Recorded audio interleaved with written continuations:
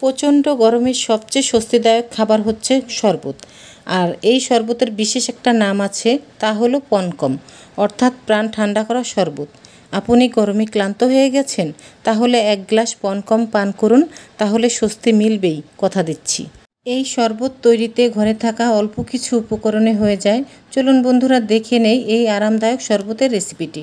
তেঁতুল ফ্রিজে রেখেছিলাম, সেখান থেকে হাফ কাপ তেঁতুল নিয়ে প্রথমে জল দিয়ে ধুয়ে নিচ্ছি। হাত দিয়ে শক্ত তেঁতুলগুলো কষলে ধুয়ে নিচ্ছি। ধোয়া তেঁতুলের মধ্যে হাফ কাপ জল দিয়ে 10 মিনিট ভিজিয়ে রাখব। এদিকে 1 চামচ গোলমরিচ ও 1 খণ্ড আদা ধুয়ে টুকরো করে নিয়েছি। এগুলো সামান্য জল দিয়ে ব্লেন্ড করে নেব। ব্লেন্ডারের সবচেয়ে ছোট জগটাতে আদা ও গোলমরিচ নিয়ে নিচ্ছি। খুব সামান্য জল দিয়ে ব্লেন্ড করে নেব। ব্লেন্ড করার পরে ঠিক এরকম হয়েছে।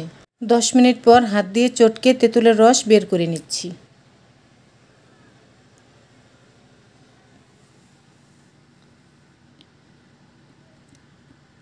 অন্য আর একটা বাটিতে পুরো তেঁতুলটাই নিয়ে নিচ্ছি। ব্লেন্ড করা আদা ও গোলমরিচের পেস্টটাও দিয়ে দিচ্ছি।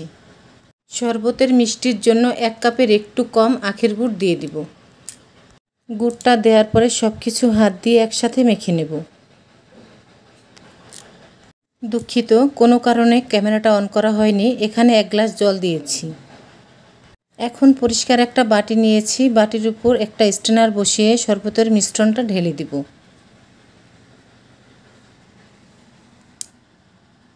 খুব ভালো করে সব কিছু চেলে নেব।